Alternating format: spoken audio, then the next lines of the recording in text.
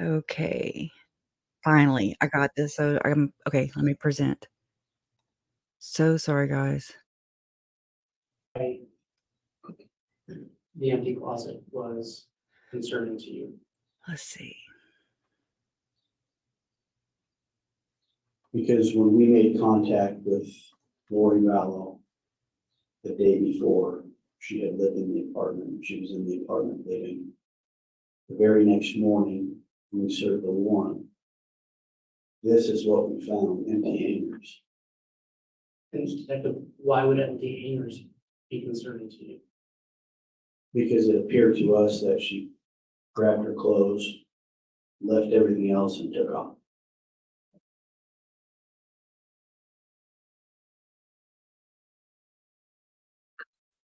What did you observe in State's Exhibit 7I?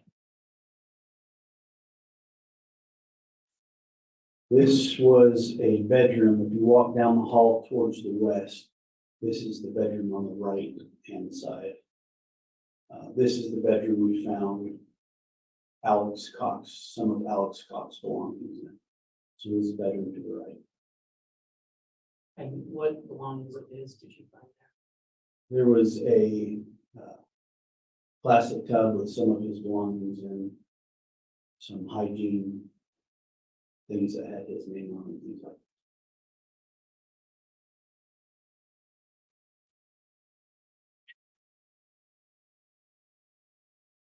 Detective, what did you observe in State's Exhibit 7J?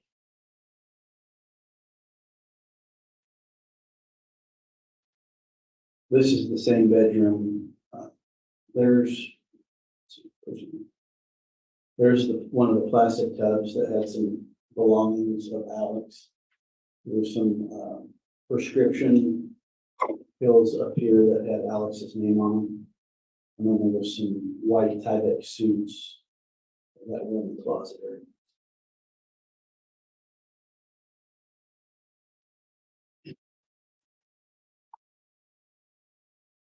What did you observe in State's Exhibit 7K?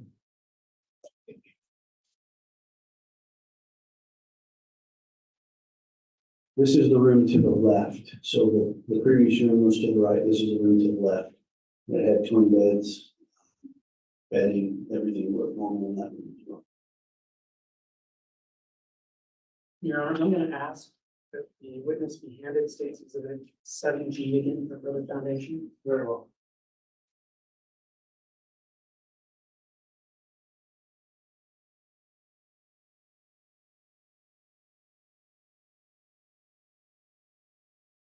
That's if you recognize State's Exhibit 7G. Yes, I do. What does it purport to be? A rental agreement with the tenant of Lori Ryan. And you testified earlier about finding a rental agreement, is that correct? That's correct. Is this the rental agreement that you were speaking about? Yes, it is. And where was that located in the residence? In the master bedroom on a desk in the corner. And you saw it there? That's correct. And is that a true and accurate representation of the rental agreement you saw? Yes, it is. Your Honor, I move for admission of State's Exhibit G, 7G.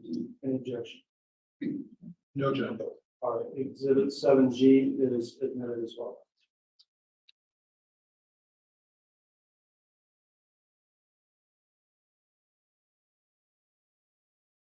May I publish? Yes. Second, is this the rental agreement we were just speaking of? Yes, it is. And you testified earlier about searching the storage unit, correct? Correct.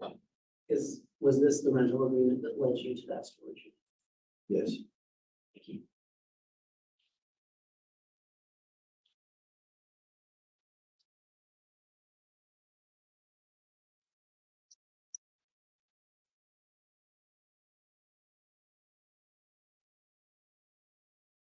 Your Honor, I'd ask that the witness be handed what's been marked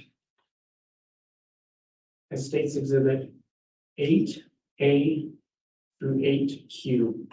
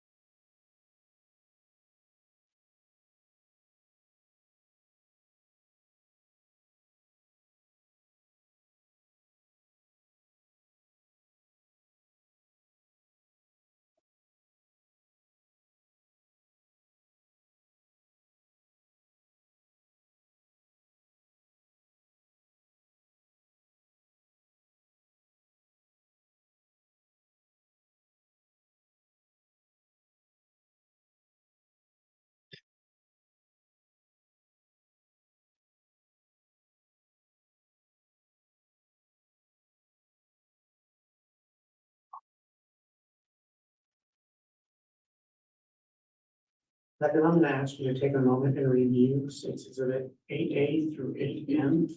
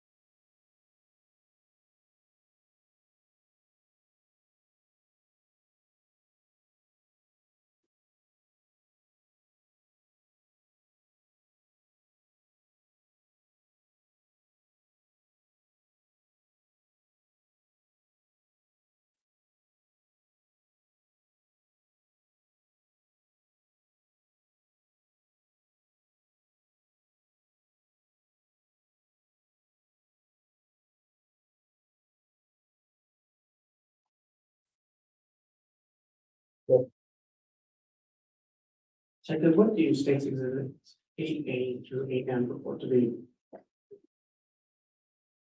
Photographs that we had taken in number 175 in And what day were these photographs taken? November 27th, 2019. And was this a part of the search that you testified to earlier? Yes, And you were present in the garage? that's correct. Were these items laid out in this manner when you got to the garage? No, Were they taken out to be photographed? yes, And did you observe that taking place? I did. Right. And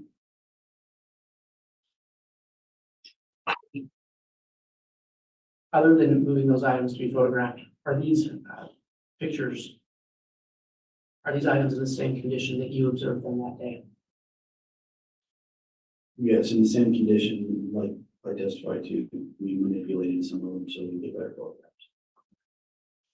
And are they true and accurate representations of what you observed in the garage of that apartment that day? Yes, Your Honor, the state would move for admission of State's Exhibit 8A through 8M. Or, you know. I'm sorry. I should have said 8L.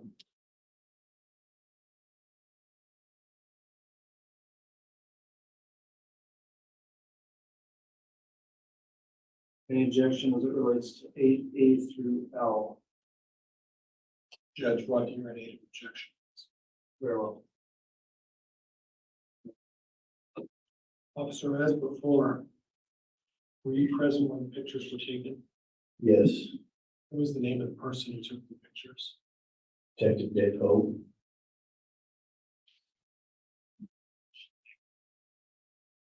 Were you present at the exact time that the pictures were taken of all of these items? Yes, I was. Who else was present at the time that these pictures were taken? I couldn't tell you who else was in the room. Well, we were in a garage, weren't we? Couldn't tell you who else was in the garage. Were there so many people there that you don't know? No, I Your just, Honor, this doesn't go to foundation. I'll allow a little more dire a few issues prior to continuing. So many people in the garage, you didn't know who was there? no, I just can't recall their names at this. They're not officers that work with you? They are. How big of a garage are we talking about? I couldn't testify to that.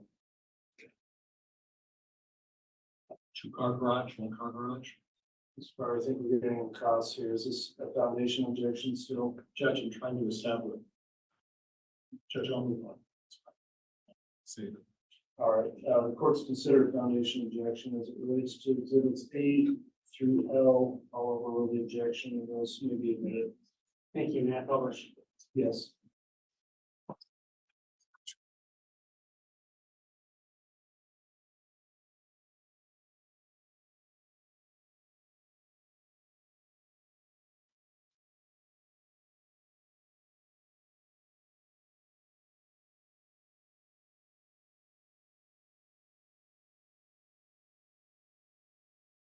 Detective?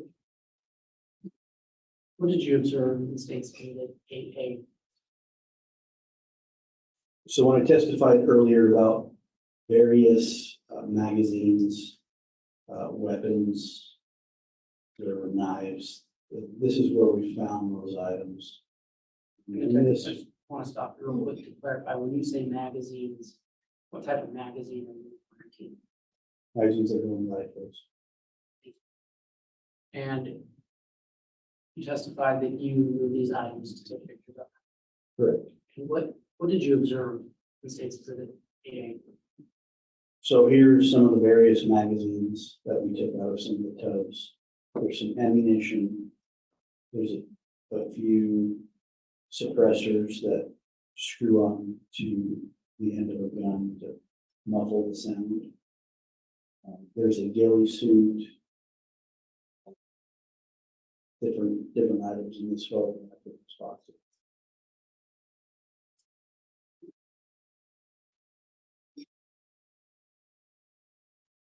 Could you tell me what you observed in State's Exhibit 8B?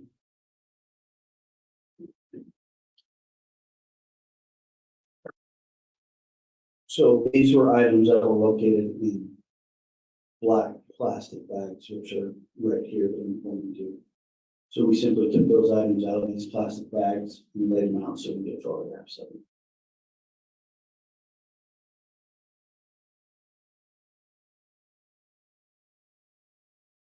What did you observe in State's Exhibit 8C?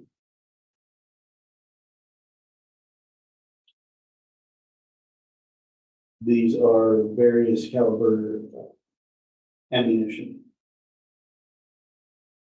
in plastic bags that were located in plastic tubs. Yeah, When you say ammunition, those are for bullets, correct? correct.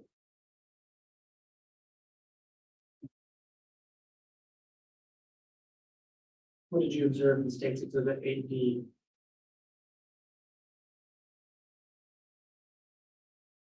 This was one of the rifles that we had located in the garage in apartment 175. It's got duct tape here. What you can't see up top. is- Judge, unresponsive. This day. I'm gonna move the picture so you can see the top. What did you observe at the top of State's Exhibit 8D? Like I was testifying to, at the top of this rifle, it's threaded for a suppressor to muffle the sound of a gunshot.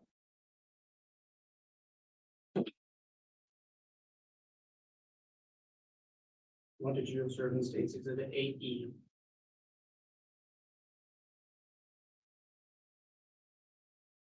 This rifle here is the exact same rifle from the previous picture. There's also another rifle that was in the bag, and that's this one here. This photograph was taken at the police department once we got the items back.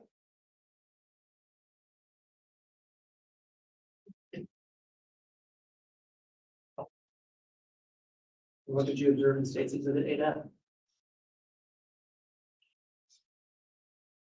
This is the rifle in the previous picture that was back here. It's just a close-up of that rifle.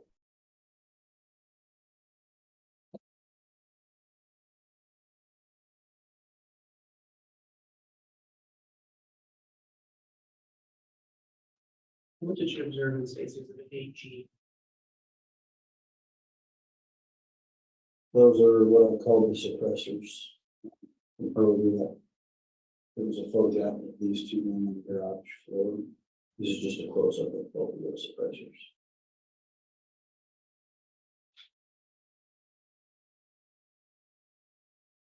What did you observe in State's Exhibit 8H?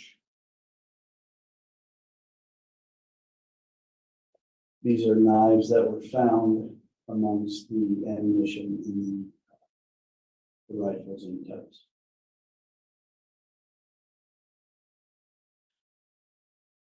You described to the jury what you observed in State's Exhibit 8I.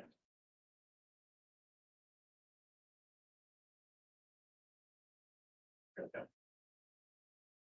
This is just a handgun that is also located at a steel in case inside the garage.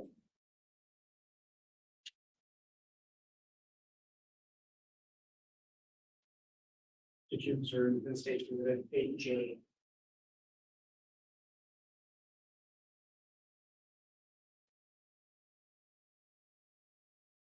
This is a Halloween mask, or what we think is a Halloween mask, that was located in a plastic bag in the garage along with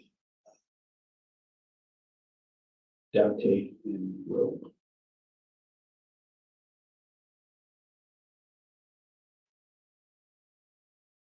You described the picture that you observed in stage exhibit 8K. Once we remove the Halloween mask, this is the duct tape and the rope I was referring to in a Walmart bag.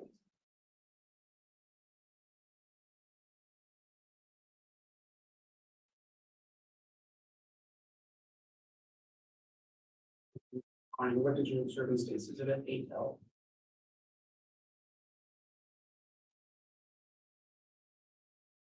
That is a passport that's located in belongings in that garage belonging to Alex Cox.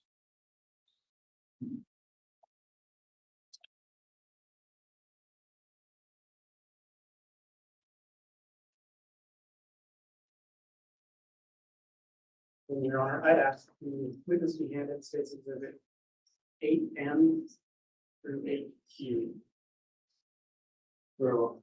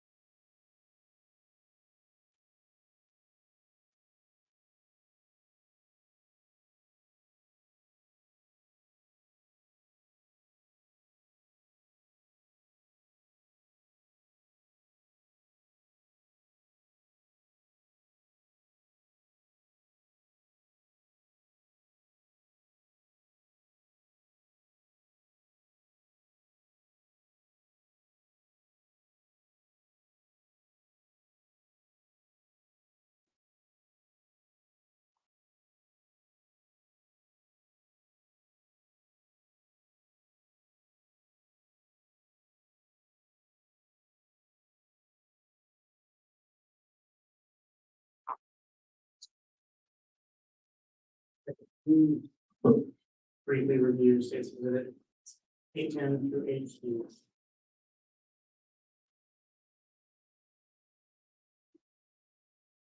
Okay.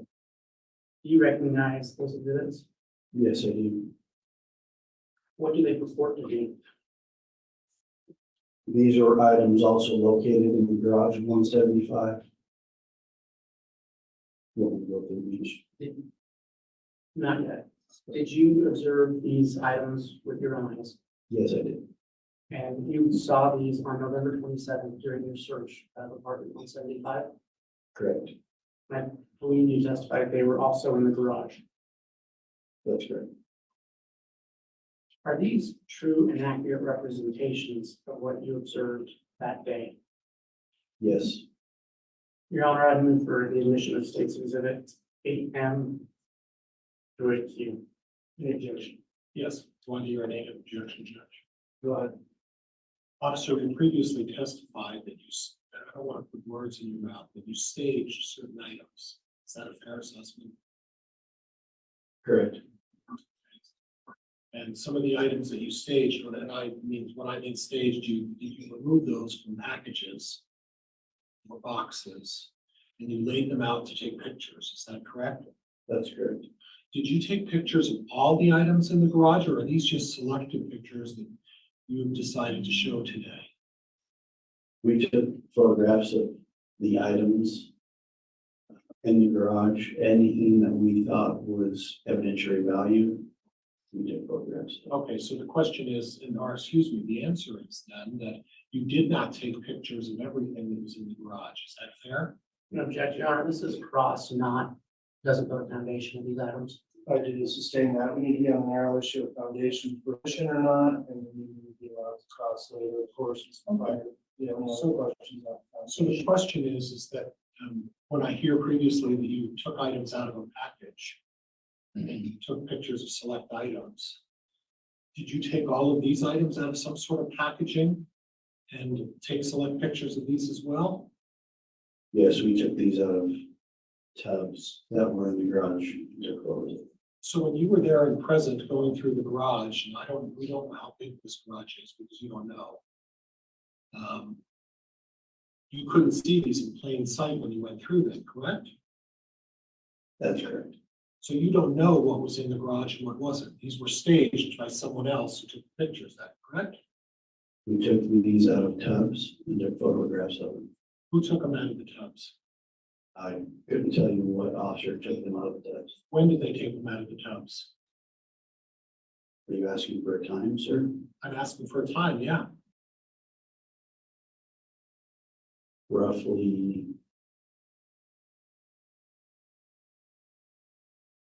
10 to 12, I would say.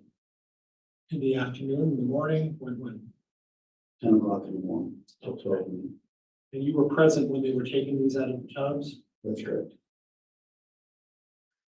And who took these pictures of us? Detective Hope. Judge, I have nothing else. Thank you. All right, I'll rule an objection on foundation relating to exhibits 8M through Q, and those will be made. Thank you. May I have a question? You know,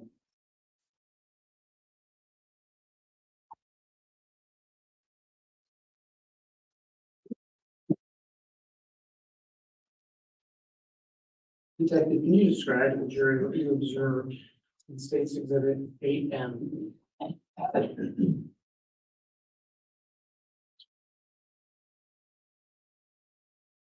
That is what appears to be an email printed item that was located in the garage of 175. There's some handwritten scribbles on it, some names, numbers associated with those names. And at the time that you found those documents, did you understand what that meant? No,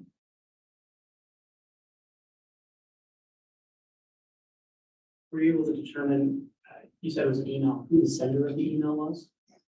yes, Who was it? check it out. Were you able to determine who the recipient of the email was?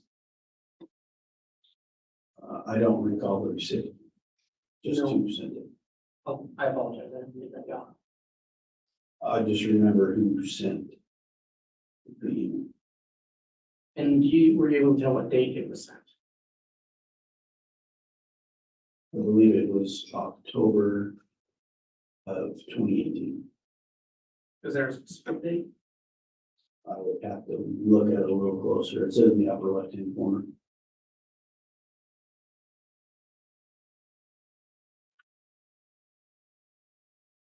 Second, I'm going to have look at State's Exhibit 8M, if you can describe what you observed there for the jury.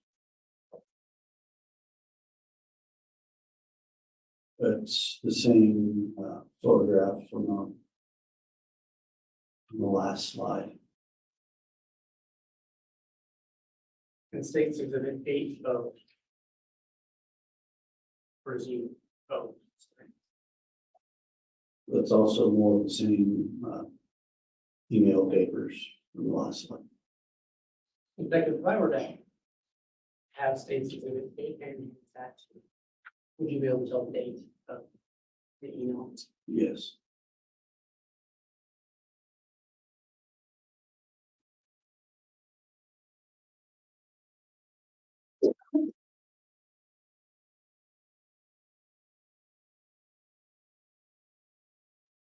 What is the date on that email?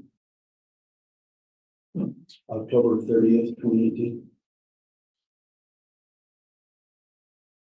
And then Detective, what did you observe in State's Exhibit 8P? Those were also in the tub. Books written by Chad Daybell. And then lastly, what did you observe in State's Exhibit 8Q? That was a cell phone that was also found in the tub in the garage. Were you able to look and get that cell phone at any time? As far as forensically, Yes. I wouldn't be able to tell you unless I looked at the report.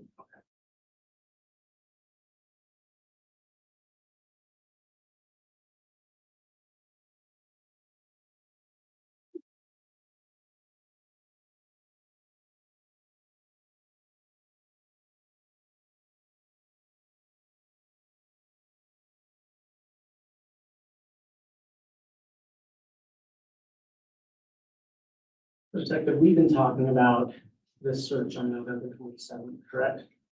Correct. And at any time that day, did you locate JJ Bell? No. What was the next step in your investigation to find JJ? Our next step was to talk to anybody that would take our phone calls. JJ was, Judge, I'm going to object. This is again becoming a narrative. Your Honor, you're still just answering the basic question. Overruled without objection. JJ was who we were looking for. And so we were exhausting every effort to find JJ. So we would call his siblings, family members, any family friends, anybody that might know whereabouts of JJ. So who were some of those family members that you spoke with? We ended up speaking with Brandon Boudreaux, Melanie Boudreaux, JJ's brother, Colby Ryan. Gilbert Police ended up speaking with family members down there. That's who we spoke. At any time during your investigation, did the scope of the search change into who you were looking for? It did. Why was that? After we spoke with Colby Ryan, who is JJ's brother, he mentioned that he Judge, had, I'm going to object. This is hearsay. Sustained. Detective, at any time did the scope of your search change to include the search for Tidy Ryan? it did. And so let's go back to your search very briefly on November 27th. Did you see Tidy Ryan at that apartment at any time? No, And during your intermittent surveillance you talked about in early November, had you seen Tidy Ryan? no, Did you ever meet Tidy Ryan? no,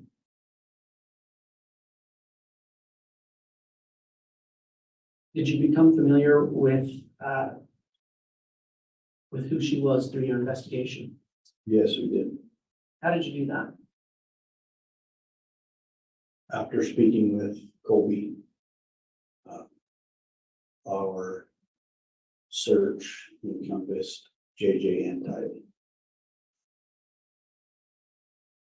You know, I'm going to ask the witness be handed State's Exhibit 5.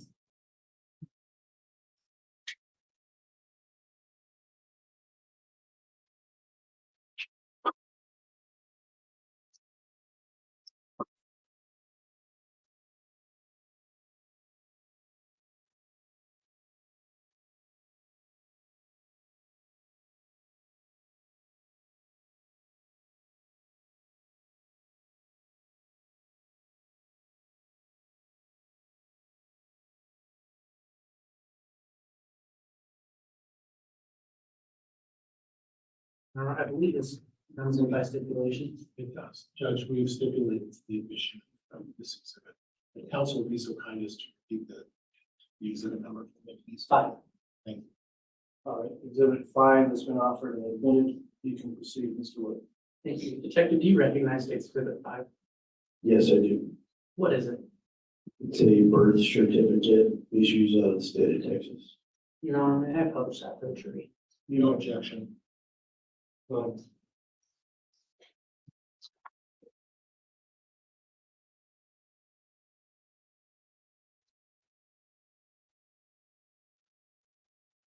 Detective, were you able to read that on the screen?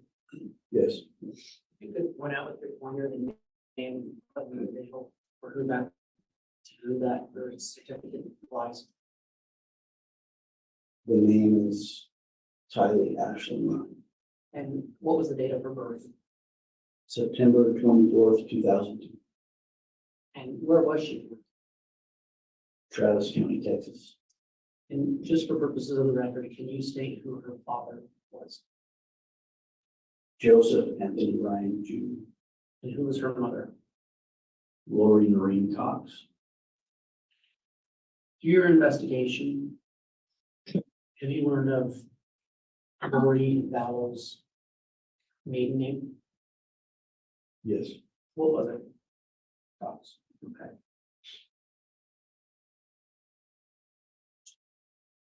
So Detective, you testified that at this point you were approximately when did the scope of your search widen to include Tyler Ryan? It was after we spoke with Colby on December 11th, 2019. We entered JJ Vallow and Tyler Ryan into what we call NCMEC, which is the National Center for Missing and Exploited Children. So on December 11th, 2019, we entered both of those children as missing and endangered. How does NCMEC work? It's a center where I'm going to object at this point on the foundation. Mr. Rose, if there's any additional foundation, I agree with has been. Okay. Can you restate again what the acronym NCMEC stands for? National Center for Missing and Exploited Children. And is that associated with the government entity? It is. Do you know which entity? And Have you ever used NCMEC before in your job as a detective? yes, How have you used it before? when we have missing children, we enter and call NCMEC, enter the information, it goes into a database. Mr. Wood, for the record, could you indicate what that acronym is? Yes, Your Honor, it's NCMEC. Thank you. If you'd like the detective, can you just state what that stands for again? National Center for Missing and Exploited Children. Did you include any other law enforcement agencies in this search? We did. After November 27th, we reached out for assistance from the FBI. We reached out through Fremont County. So we were in contact with Gilbert Police, Chandler Police, anywhere down there where JJ or Tylee lived or could possibly be at. And did you ever try to contact Lori Daybell in regards to the whereabouts for children? Absolutely. How did you do that? We tried contacting Lori by her cell phone. We also attempted to contact, So let's talk about that real quick. Were you able to talk to her? no, her cell phone was shut off. Did you ever attempt to contact Chad Daybell in regards to the location of the children? Yes, we did. How did you do that? We attempted to contact him through his cell phone. And were you able to get in touch with him? No, it was also shut off.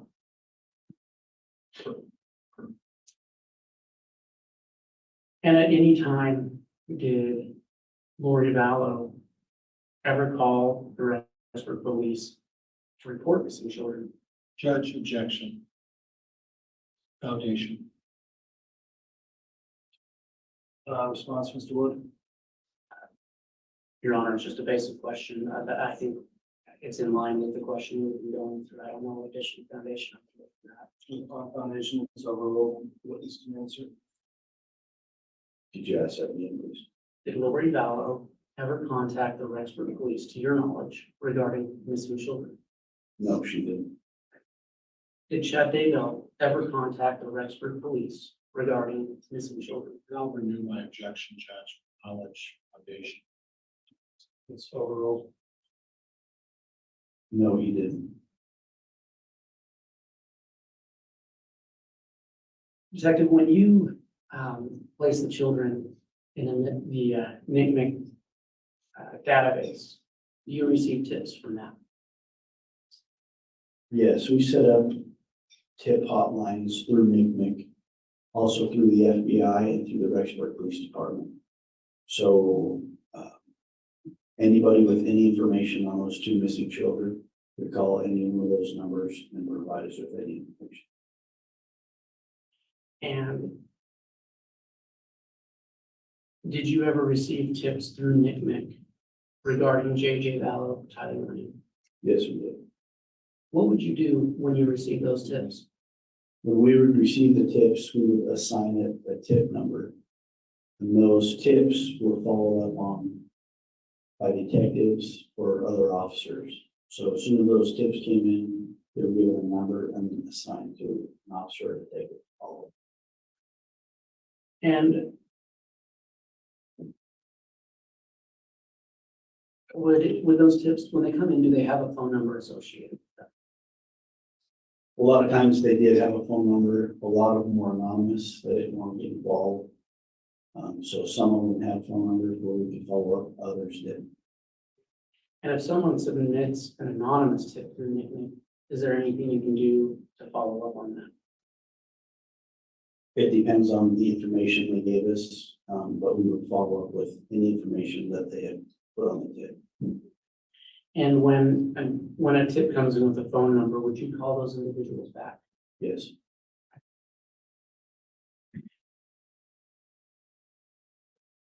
Did you ever alert the public that the children were missing? we did. We held a press conference on November 20th, 2019. And alerted the public that we had two missing children in our area. And after that press release came out, did you receive tips after that? Yes, we did. And did you follow up on those tips as well? Yes, we did.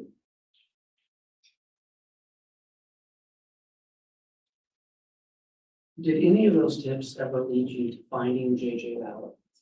No, Did any of those tips lead you to finding Tyler Ryan? no.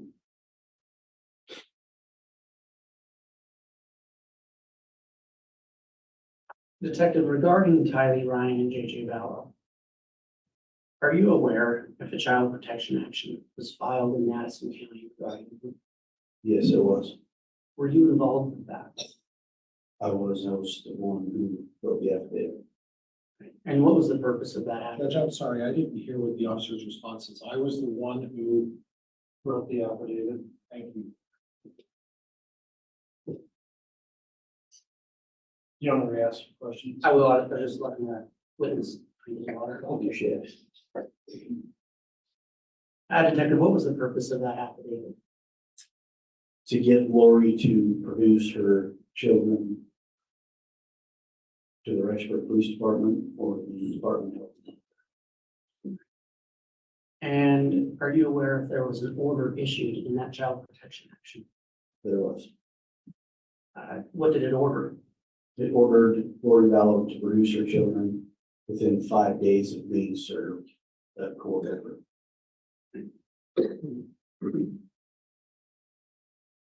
Detective, were you ever able to locate Chad Daybell and Lori Vallow? Yes, we were. How did you do that? A few different ways. Some of the tips that came in gave us location in Kauai, also through cell phone data. Judge, can I have some foundation as to the time, date, location? Are there foundational objection, Mr. Wood? I'll just ask some more questions, Your Honor. Very well.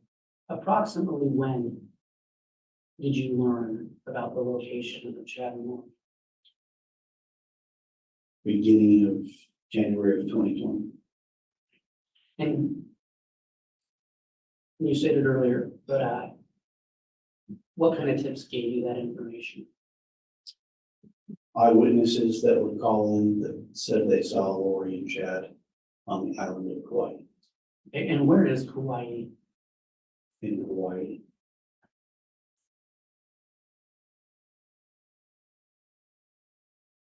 Did you ever write warrants to aid or apply for warrants to aid you in finding Chad and Lori? Yes. What kind of warrants were those? We wrote warrants for cell phone data, geofence location, a few different warrants through cell phone companies to assist us in finding Chad and Lori or their location.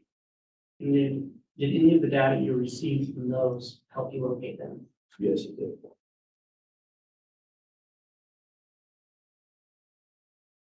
Jacob, did you ever go to Kauai as part of your investigation? Yes, I did. And what did you do when did you get there? I got to Kauai January 24th, 2020. And once you got there, what was the purpose of going there? We went there to aid and assist the Kauai Police Department in serving that court order to produce J.J. Tiley to the Rexburg Police Department. And did you see Chad and Lori Daybell in Kauai?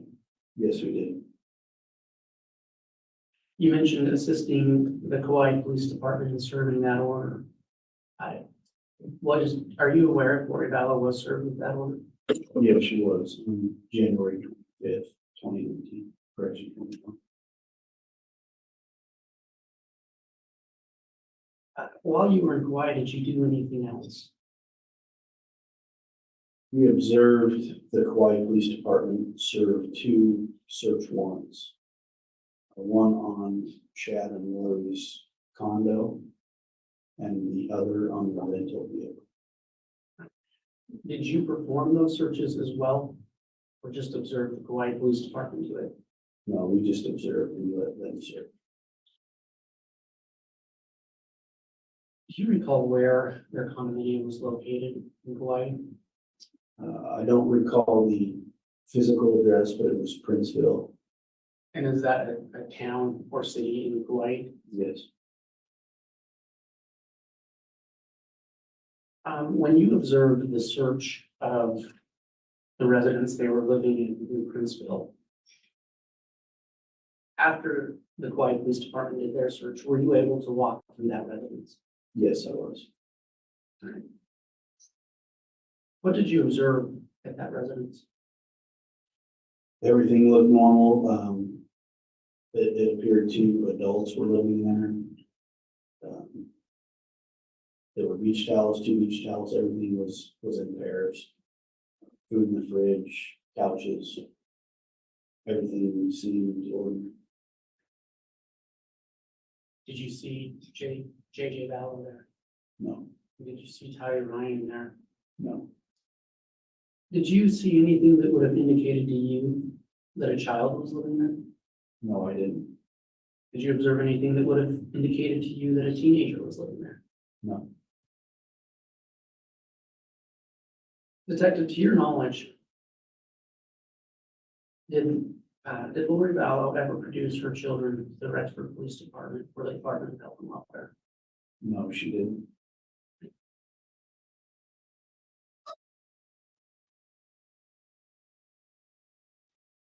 Your Honor, I'm going to ask that the witness be handed State's Exhibit 6.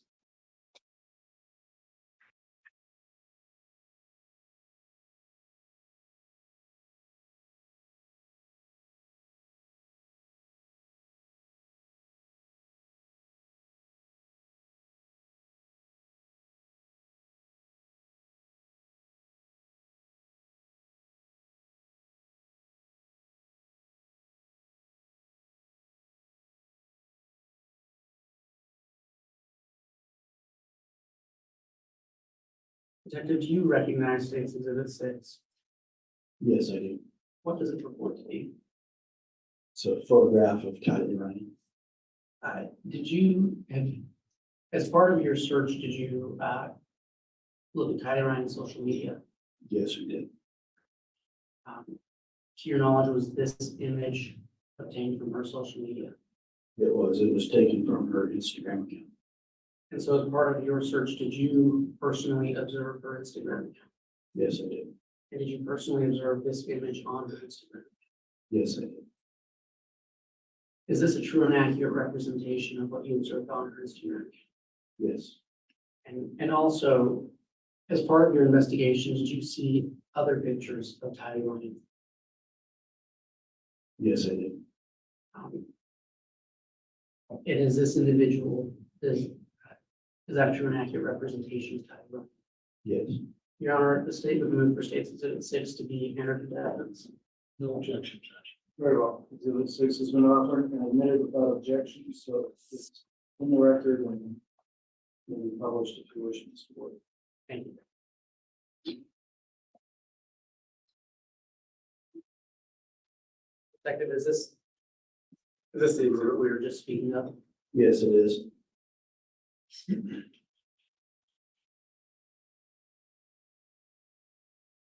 What was the username on the account that you found that picture in?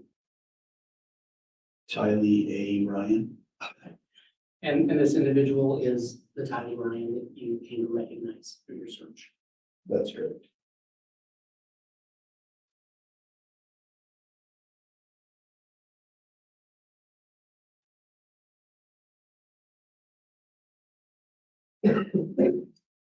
Detective, I want to ask you about the phrase proof of life. Are you familiar with that phrase? I am. As a detective, what does that mean to you? Proof of life is any documentation, any video, photograph, anything that we can use to show the last time somebody was saw alive or seen alive. Pursuant to your investigation, did you find a last known proof of life for Ty Ryan? Yes, I did. How did you locate that? That was taken from Lori Vallow's iCloud account. And what? Do you know which iCloud account it was taken from? Lori for style at iCloud.com. And what was the form of that proof of life? It was a photograph of Tylee taken at West Yellowstone.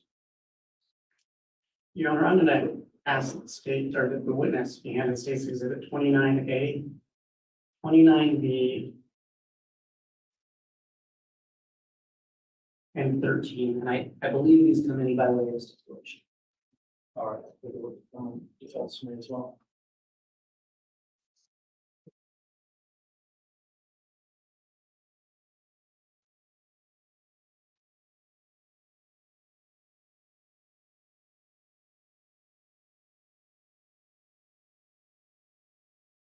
Judge, that's correct, by way of stipulation. All right, I'll just review those briefly and then.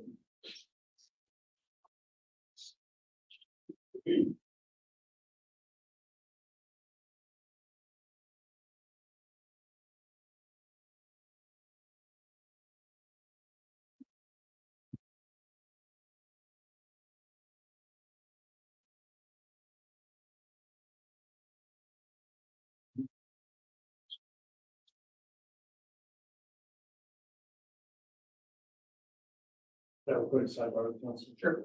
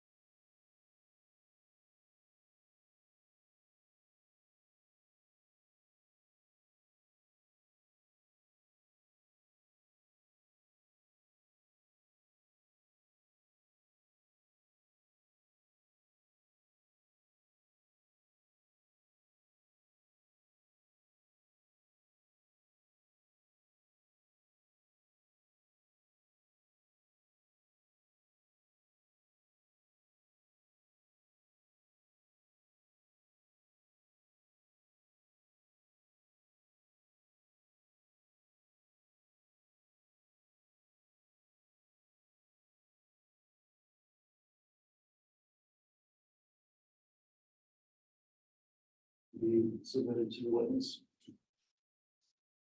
And I will note that exhibits 29A and B and exhibit 13 are all admitted without objection. You can proceed, Mr. Wood. Thank you. Detective, would you look at State's Exhibit 13?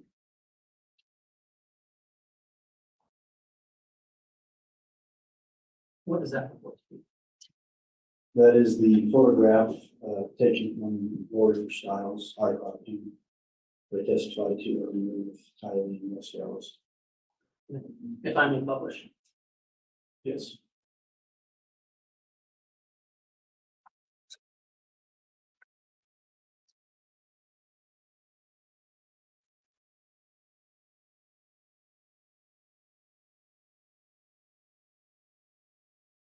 You can just identify the individuals in that photograph, Detective. Sure. The little boy is J.J. Gallo. The Tylee Ryan's in the middle, and their uncle Alex Cox is on the right. And as part of this exhibit, did it contain metadata? Yes, it did.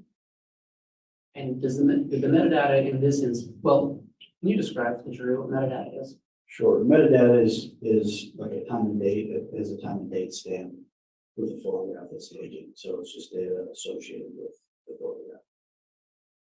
And this photo was accompanied by metadata. That's correct.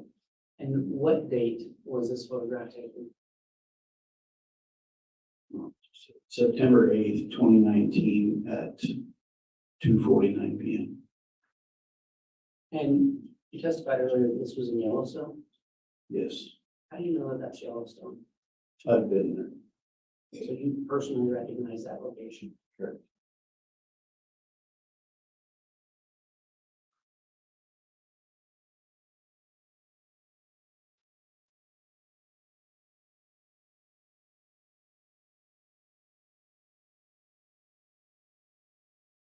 Detective, revisiting this idea of proof of life.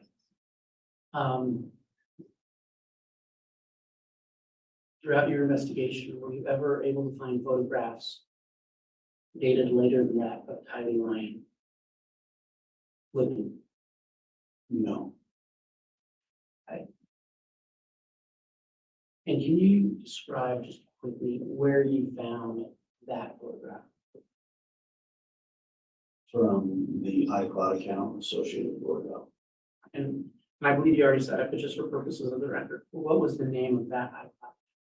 Lori for Style at iCloud.com. And how do you know that that account was associated with Lori Bell? The information attached to it and also the photographs that were attached. And when you say photographs, what type of photographs led you to believe that that was attached to Lori Bell? Family photographs, Lori Vallo's photographs with her in the photos.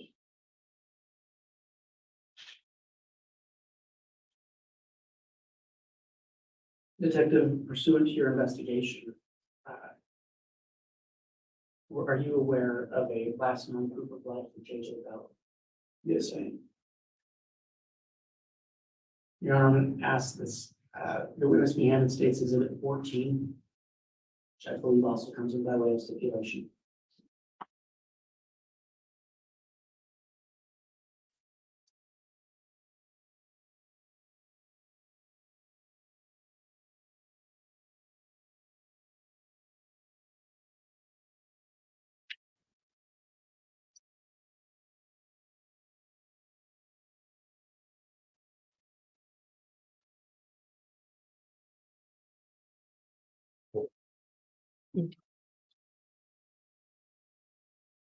From our record, again, Mr. Wood, it's been stipulated to, and I'll admit if there is. Is there an objection to the 14 minute, No, Judge, it was entered by stipulation of parties. or 14 is admitted? Detective, what is State's Exhibit 14? That is a photograph of JJ sitting on a couch in what appears to be the front room of apartment 175.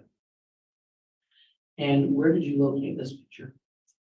That was also on Warrior for Style, iCloud.com. And you mentioned You believe you recognize the location, I'm sorry, can you say that again? Yes, it appears to be the front room, sitting on the couch that was found in Lori Ballow's apartment, apartment 175. And did this picture have, well, may I publish it for the jury on?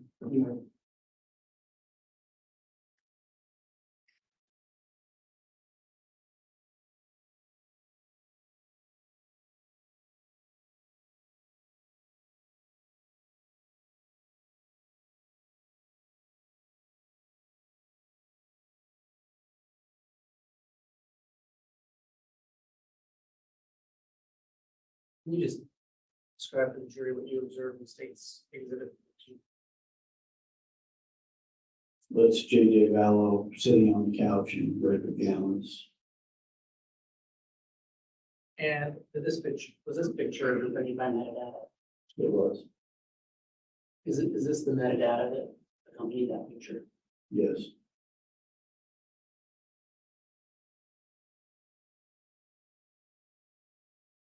Can you, what was the date of that picture? September 22nd, 2019, Did you know what time of day it was taken? 11:46 a.m.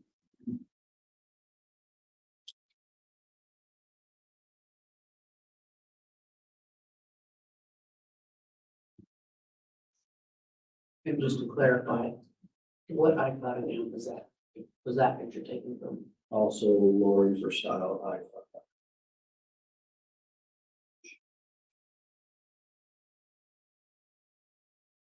So Detective, you testified earlier that, well, you testified earlier that an order was served on Lori Vallow to produce her children. correct, And I believe you already testified that she did not produce her children. correct. What was the next step in your investigation after that? Our next step in that investigation was to reach out to anybody that would possibly know where JJ was. Who would you reach out to? We reached out to family, the FBI, other agencies, anybody that would take our calls, tips that were coming in. Detective, while you were doing this investigation, were you aware of any investigation in Fremont County regarding Tammy Daybell? Yes, And what did you know? Were you a part of that investigation? I was a part of it, but my focus was mainly JJ and Tyler. And what was the investigation in Fremont County regarding? A suspicious death involving the defendant Daybell's wife. And as part of your investigation, did you know when she had died? Yes, When was that? October 19th of 2019. You testified that your primary focus was locating Tylee and JJ, correct? That's correct. Your Honor, we just have a very brief sidebar. Yes.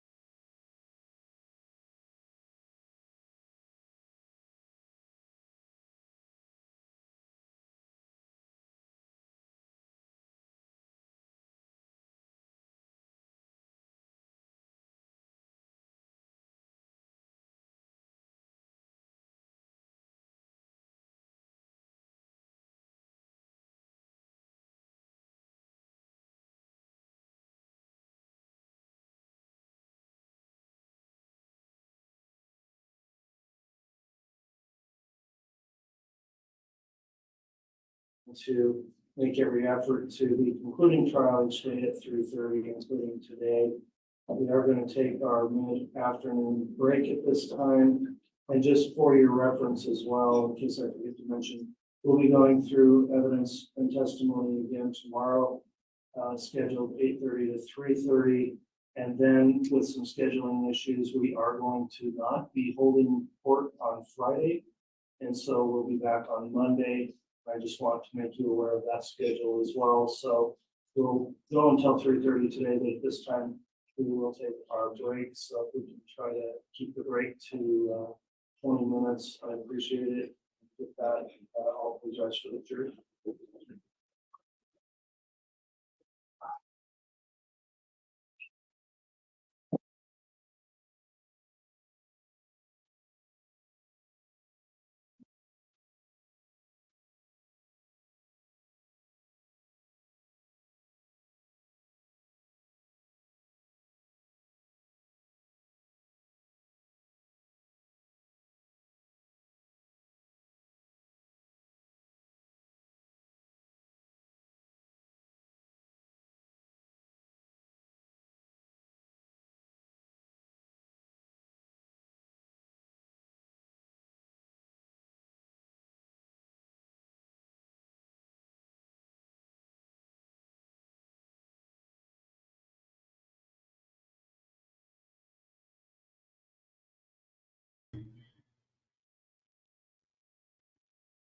So here we are, 20 minutes, and I know we're not about to shut it down. And for 20 minutes, this is our afternoon thing. Chris had a hard time getting this back up this afternoon, but we're so glad she did. So, Soldiers Jewels. I know I'm not saying that. It's only going to be 45 minutes after they get back from the break. So, no court on Friday. That's right. That's pretty good.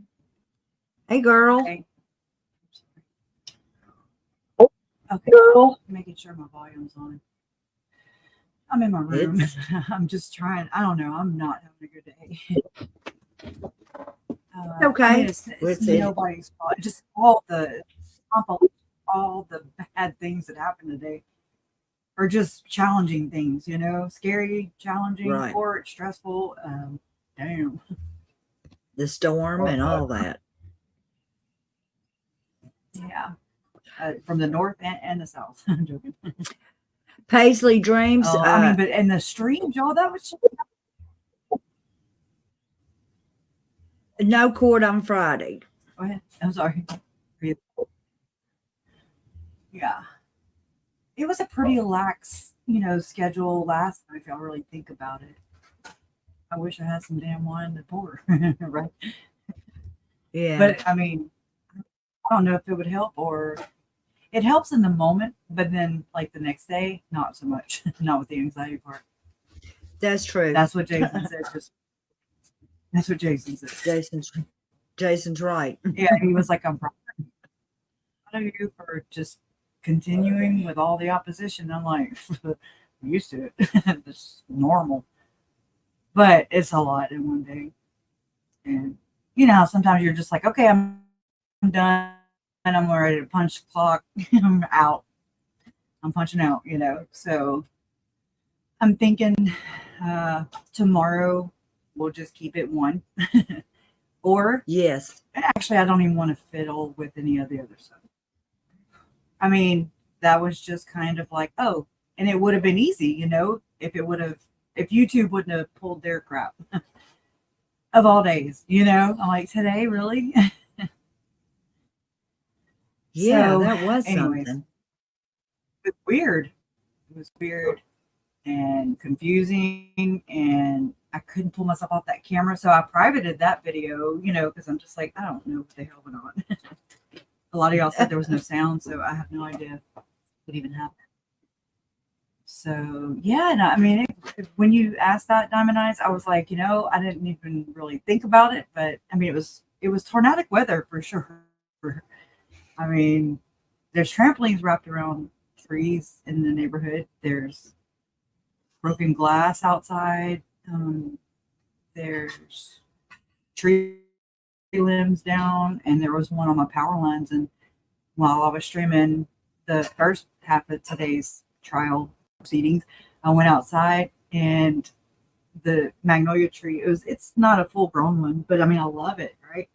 And it's at the corner. It's right there where my YouTuber has a trailer. So there's the floor plan. But I went outside. It kept glitching. The lights kept glitching inside. And I was like, oh my God, and I was having poor Wi-Fi signal. So I hope it went okay. I mean, I didn't hear anybody bitch too much about it or at all. Yeah. So I don't know why I'm doing that. Who knows? And so that weather, I mean, y'all just, I'm in Southwest Louisiana, so I think it was moving like northeast, direction. So check your radars. Don't let it sneak up on you like it did us. I mean, yeah, there's not really place to go and hide and seek shelter from the storm, like Jim Archibald said, in a mobile home. So when they're sharing really egregious stuff, things like that, I just hate the feeling of being stuck. So, I mean, we bolted, but it took us a while to even get out the front door. The way the rain was slanted sideways, it was worse than the damn hurricane. I'm telling you. It was scary because also I wasn't expecting it. So I was like, what? And so that was like 2.5 hours before the live stream started. So I'm telling y'all, my heart hurt afterwards because I mean, it was just like, wow, wow, wow. Kids were scared, it was nuts. I just hope everybody's safe and again, check your radar, check on your neighbors, do the hokey pokey, and turn yourself around. Just kidding. But anyway, so I guess that's it, right? Right? Did I catch that right? I haven't even been able to pay attention. So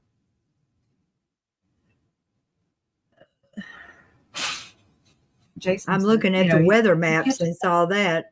Yeah. Okay. And it don't look like it's over with, Kresha, because I'm looking at a map. I guess same time, same place. The storms are over in Alabama, but you got a whole bunch over there at Shreveport headed y'all's way too. It looks like. Oh man. I guess maybe not Shreveport. That would have to. This is a 20-minute break.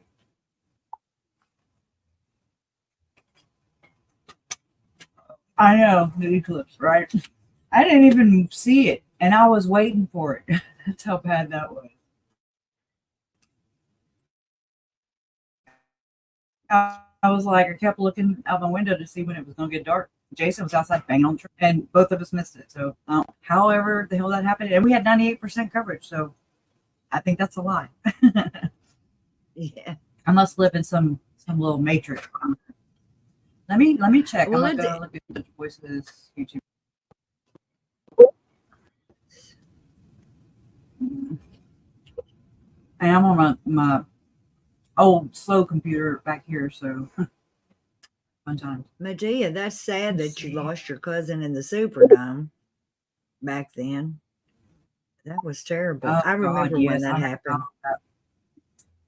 It was during Katrina. And then Rita happened, and people who were from that area, New Orleans, east, that way, affected by Katrina, they came this way, and I'm sure they went every direction but south, right? Yeah. But then once they got here, it was like not weeks later, and we all had to just continue going further. We went towards Longview, Texas, stayed at my aunt's house, and then I was pregnant too, big and pregnant. And then we made our way to Katy, Texas, and then finally, like weeks later, went back home, and holy crap, that's not including the house fire that I've had. Y'all have been through. I really have, and I mean, I'm not like, what I mean. I'm not like bragging about it. And I'm not trying to be like been there, done that. But damn, can slow down Yeah. every now and then. I've never had a fire in my history, but It's, it's devastating. I know. It is. Yeah. Yeah. Big time. It's crazy when you watch everything that you worked for. You know, your kids, like I had, Zach was like 5 or 6 at the time. Ashlyn was just being born because I was pregnant during the hurricane. And then 9 months later, it burned down. And I was just like, well, son of a bitch, you know? And so we're watching my Eric tear it down with a backhoe. So there's my house the rest of it's getting torn down. And I see like a little Spider-Man pillow blanket, you know, and I'm just like, oh. But I mean, those things you can't take with you, really. I mean, you can start over. Yeah, it sucks, but you know what else sucks? Losing a life. So that's what they make insurance for. And it's also kind of fun to go shopping for all new stuff, you know. I mean, with insurance, we were blessed in that sense, or smart, or both. Yeah. So, anyways, let me. I've just been talking and not typing. And see, judge. Don't check. I'm typing with one. We don't want. I burrito, so I'm like trying to nibble. Right here, let me go check it real quick. Stand by. Thank y'all for being so damn patient.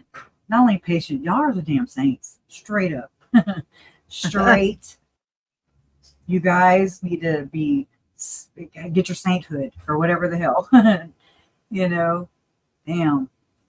I mean, I was so confused. I was just trying to get back on and like, you know, and not really give up and just leave y'all hanging. I felt terrible because just didn't make sense. I was like, what?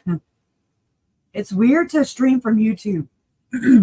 I think unless you're on a phone or something. I think I did it one time when I was flying out to, internet's being really slow here. So my computer's just. Well, what was that? I don't know. What was it? Is it going to come back on? Do any of you guys know? You mean the All your memories? Yeah. Actually, no. Just today. Like, are we? No, we're not done. Is that what you're asking? This is Cord, but they didn't put up that. He did. No, he did. He said that they're taking a 20-minute break and they'll be back. You want me to tell it? Somebody said they want me to tell a story while you eat. You can eat. I don't know how good my story will be, but so I'm gonna eat it. I'm gonna do what JoJo said. I'm gonna eat. You can. Yeah, you eat, and I'm gonna see. I'm gonna look and see what Nate's doing, and see if he's put anything up here. What the last thing he put up here was. Yeah, Anna said I thought done. That's what I did too. Let me see. I don't understand how break 4:30 hour time. Okay, thank you. Go ahead. Sorry. Oh yeah, they take some breaks.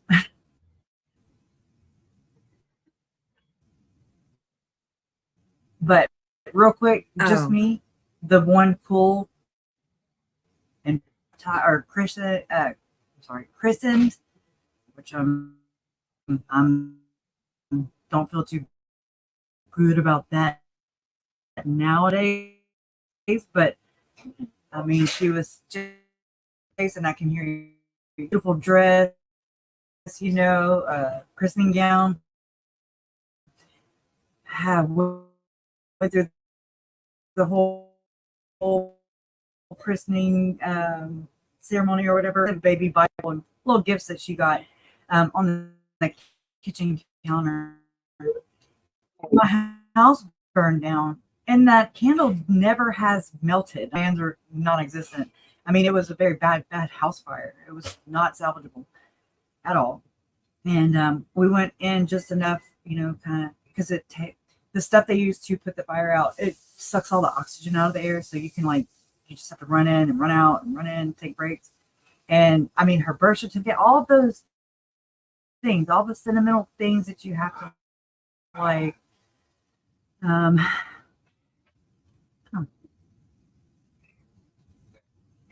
oh Lord. Anyway, so I mean, just those types of things. I mean, that stuff that you can't replace, it was all salvaged. Some of it, has like burn, like smoke Yeah. damage and stuff like that, but all good, I mean, we're alive. Even Max husband. Or else Even my somebody, ex-husband. Okay, somebody. I'll watch on TV. Well, no, it may be, Krisha, it may be they just remember to put that thing up. Because I don't think it's been 20 minutes, but I can get off here and see.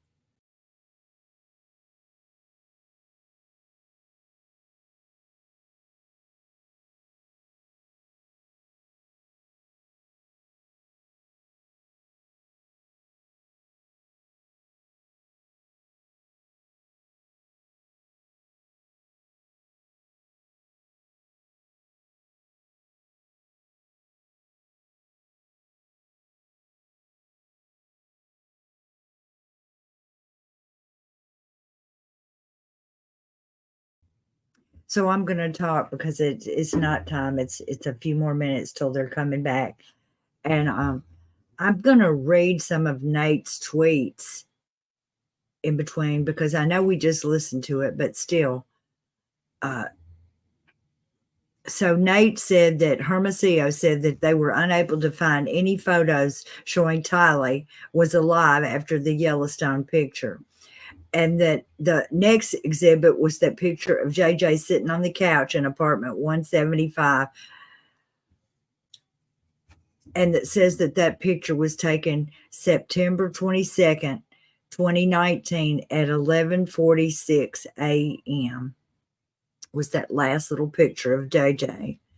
And then the Rexburg police reached out to the family, anybody that would take our calls, because they were trying to find anybody that would have some information, but people weren't talking.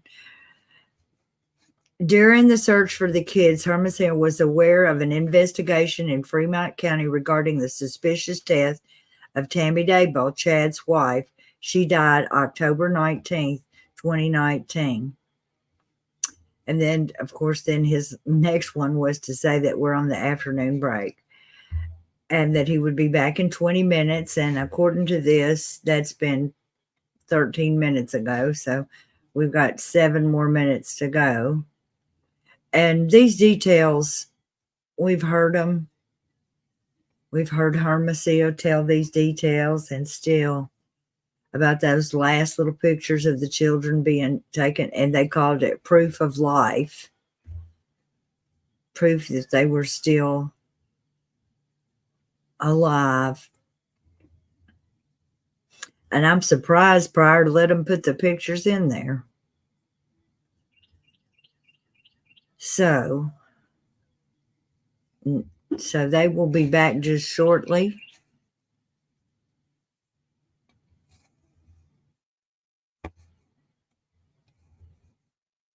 And let's see.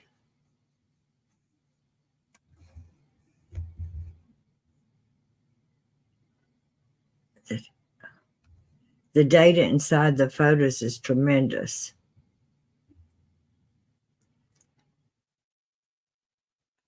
Candace says, I went out for a hot minute and comments were so hateful that I left and came right back. Well, isn't that something? Well, I'm sure glad all that's not going on in here right now.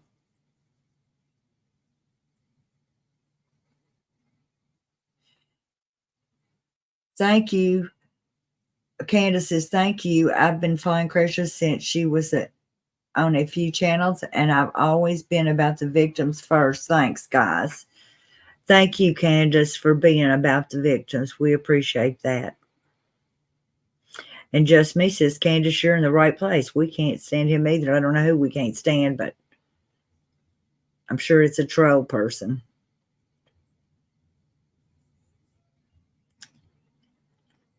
Festus Mom, you say that you're getting echoes. Are you still getting echoes?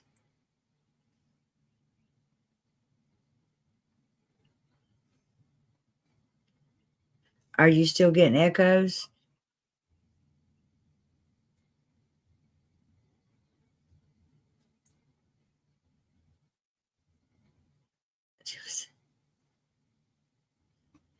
Trace is back in the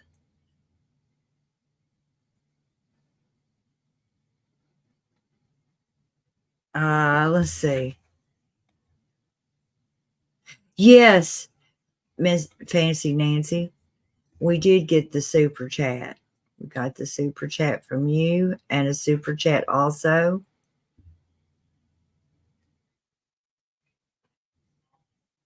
from MMF. And we appreciate these. We really do.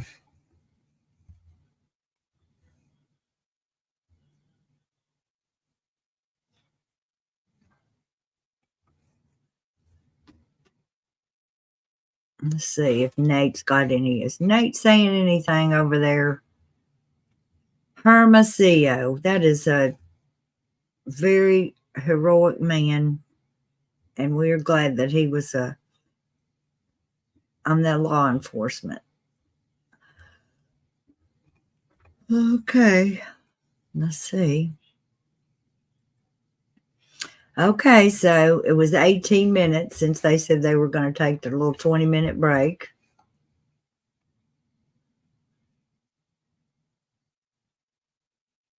And I hope you're feeling better, Trace, in and out of your doctor appointments.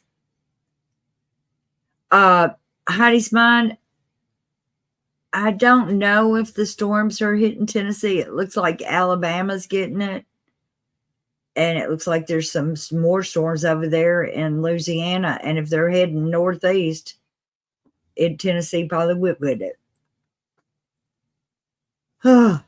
Anna Brown says, this hurts my heart going through this again about the last days of the children. I know it. I know it. It hurts to go through all this information about the last days of the children. But at the same time, that's where we have some questions about what happened. I just wish you didn't have to drag it out of these people. They could just tell us. So Candace and Fancy Nancy were both school teachers. I love school teachers.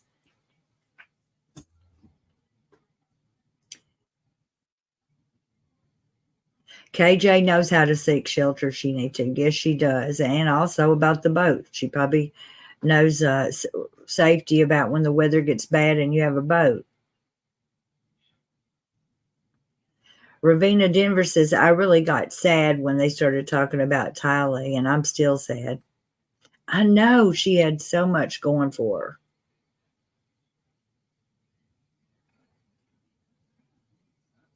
Yes, I think, okay, Festus's mom said she was not getting an echo on me, but she was getting an echo on Koresha, probably due to the storm. Yeah, and she was using a different computer and mic in a different room too. Would make it sound different. But the echo, excuse me, I'm yawning.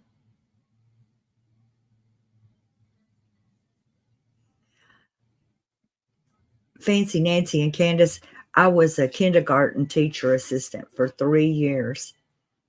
And that was my most favorite job. I love 5-year-olds.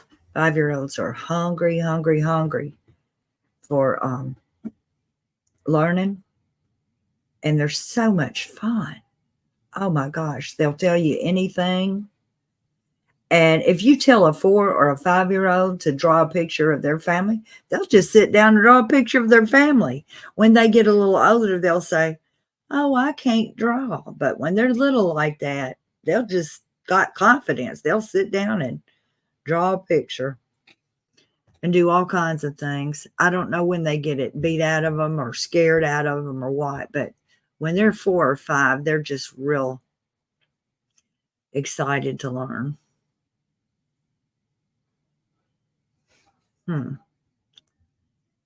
Well, we'll have to check on those echoes. I hope it didn't mess up her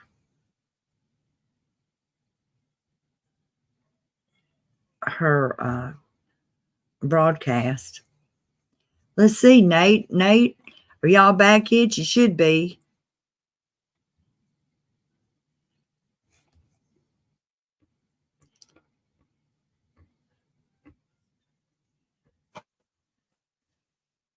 All right, let's see.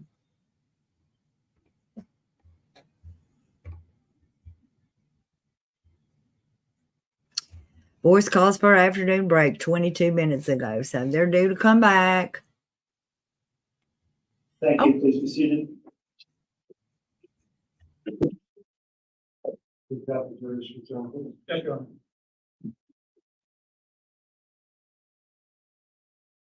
Council, while we're waiting for the jurors, we will take up on the record at the conclusion of today, after the jurors can dismiss the issue of further stipulated exhibits, and I'll bring that up before we conclude for the day.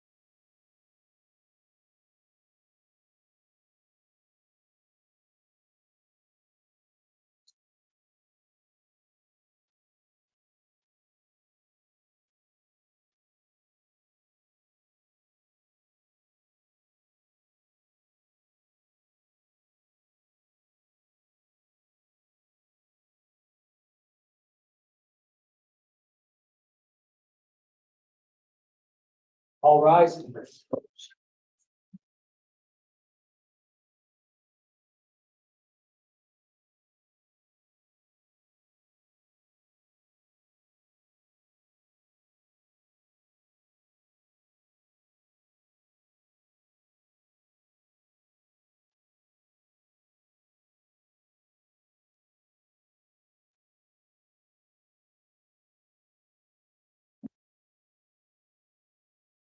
All juries present and accounted for.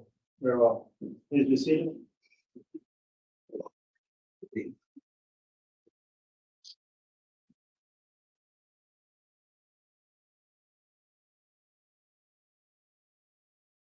All right, we're back on the record after our mid-afternoon break. Mr. Wood, if you'd like to continue the examination of the witness, and I'll remind the witness, of course, you're still under oath.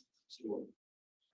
Thank you. And I need to just take up a couple of issues for clarification of the record. Detective, you spoke earlier about searching Lori Vallow's residence, Correct. and yeah, you stated the address. What city was that address located in? Rexford. And what state is Rexford in? Oh, yeah. Thank you.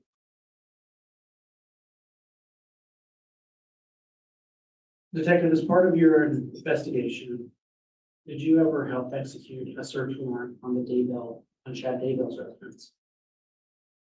I did. I executed a couple of warrants. Okay. When was the first one? January 3rd of 2020. And Chad Daybell's residence, what county is that located? Madison County. Is what, so what's his address? 202 North, 1900 East. And is that, and what city is it listed as? It's listed as Rexford. It's actually in Fremont County, but it's listed correct. Okay, so just to be clear, did you just misspeak when you said it was in this? I did. I mean to say it right. Okay, and it's what county? Fremont County. All right, thank you. And you testified that you did a search there on January 3rd. Correct. Was that search in aid of another investigative agency? It was Which agency was that? Fremont County Sheriff's Office. And do you recall what the purpose of that search was for? Uh, I don't recall what the probable cause or the reason for the search was at that time. So you didn't write the affidavit. So, Did you have any other occasion where you served a search warrant on Chad Daybell's residence? yes, June 9th, 2020.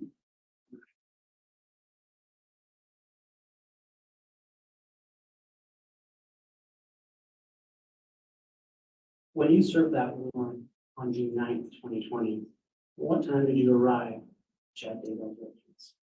Roughly about 7 in the morning. Your Honor, I'm going to ask that the witness be handed State's Exhibit 10A.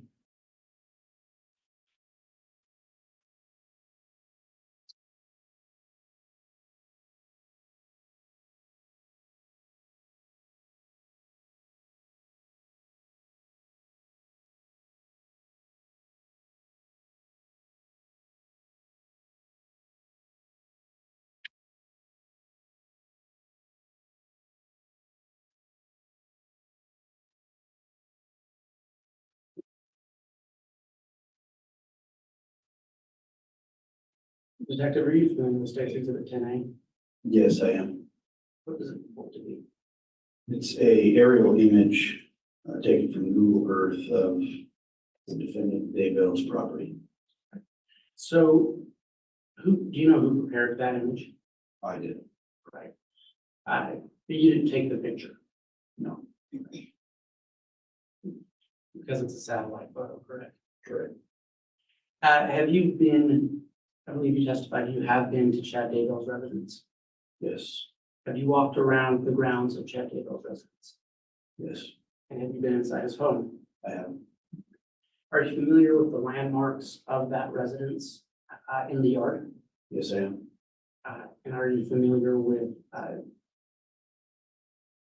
the general layout of the yard and what's located in it? That's correct. And is this image an accurate representation of Chad Daybell's residence? Yes. Your Honor, for demonstrative purposes only, the state moves to admit Exhibit 10A. Any objection? Objection, one year and any objection. Right. Officer, approximately how much property are we talking about? I couldn't tell you the amount of property. And the prosecuting attorney mentioned the yard. Now, I believe the yard usually means where there's grass. So you're familiar with what's on the grass, is that right? I'm not sure I understand your question. Well, and I'll represent to you that there's about 4.5 acres out there. Does that sound close to me? Okay. Okay. And I'll represent to you that there's an area that's known as the yard, that's a lawn area, and you would go with a lawnmower. Are you following me? Yes. Your Honor, this is testimonial. Yeah, Judge, he says that he's familiar with the yard. Well, I understand. I think we're going into cross-examination now, which will be permitted. The question is on an issue of foundation or other objection, whether or not the exhibit gets admitted. So, Mr. Pryor, what would be the foundational objection? He hasn't testified, Judge, that he's familiar with pasture, 3.5, 4 acres of property that go beyond the yard. All right, response, Mr. Wood? I think the question was adequate. All right, based on foundation and with the testimony of the witness about his knowledge of this property, court will overrule the foundation objection, allow the exhibit 10A to be admitted, and you can go into those issues by cross, Mr. Pryor. Thank you. Thank you.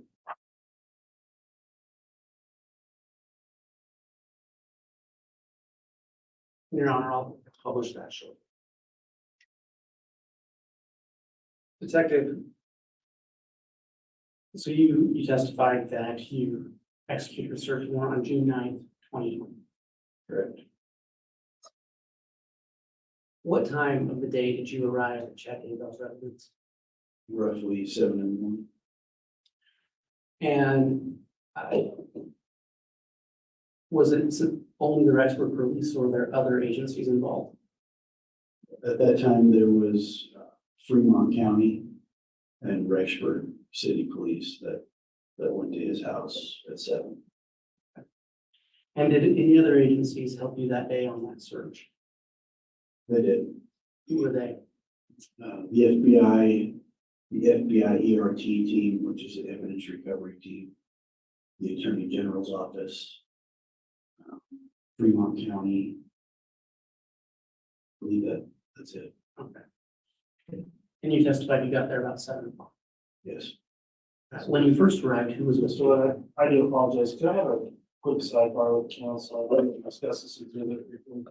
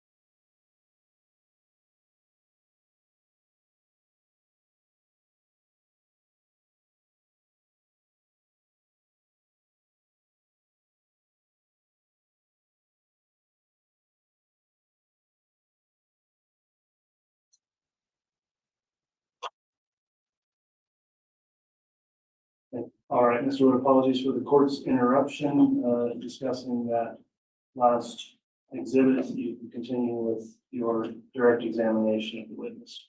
Your Honor, could I have the court reporter read back the last question I asked?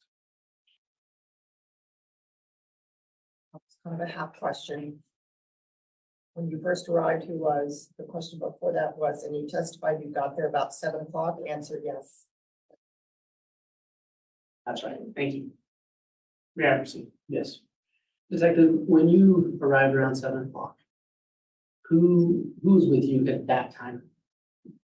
There was myself, Lieutenant Longball at the time, Detective Kai Kamani, and Detective Bruce Madigan, and also Detective Dave Stubbs. All right. So can you go back through those individuals and say where they, who they were employed by real quick? Lieutenant Longball with Rexburg Police, Detective Stubbs is also with Rexburg Police. Detective Kai Kamani and Madigan are both with Fremont County Sheriff's Office. And just for clarity of the record, is Detective Ball still with the Rexburg Police? No. Okay, and what organization is he with now? Madison County Sheriff's Office. And Detective Kai Kamani, was he still with Fremont County? No, he's also with Madison County Sheriff's Office. All right, that's just clarity, thank you. So when you got there, what did you do? Initially, we knocked on the front door. We made contact with Mark Daybell, who's the defendant Daybell's son.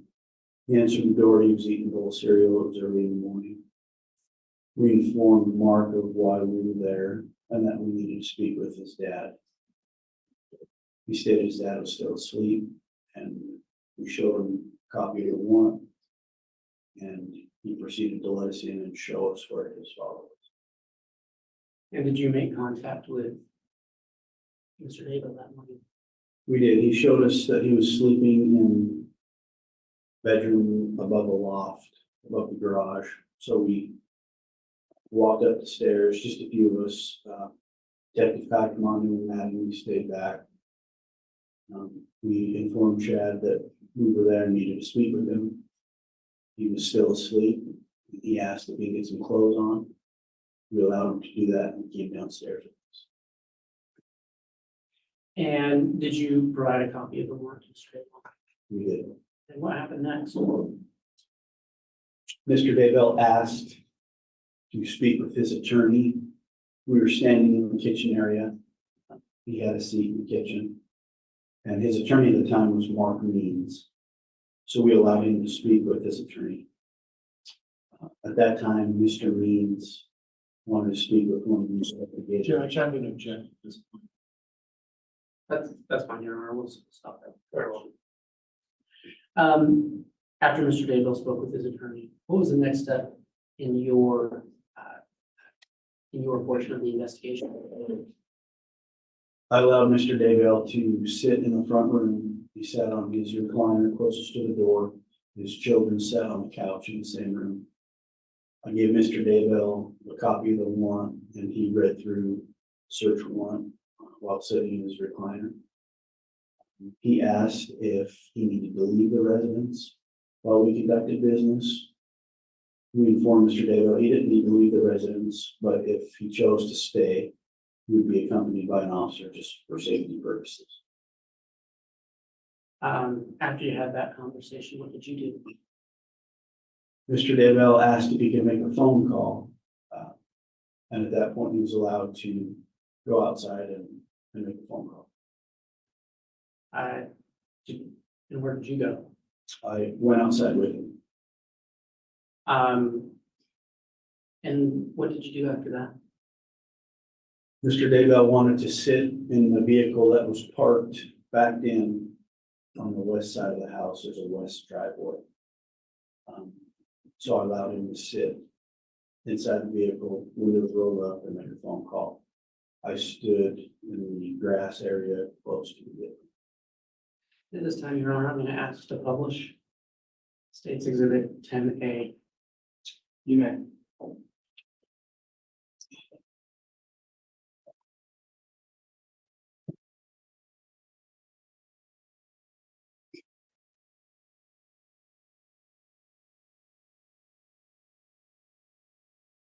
Detective, do you have that pointer? Yes, I do. Can you point out where the front door of Mr. Daybell's residence is? In that image, or where it would locate? There's two doors. I don't know which one Mr. Daybell used as a front door. I can tell you there's a door right here and a door on the back side. So Mr. Daybell was roughly, that's not the vehicle he was in, but it's roughly parked in the same area. And I was standing here in the grassy area.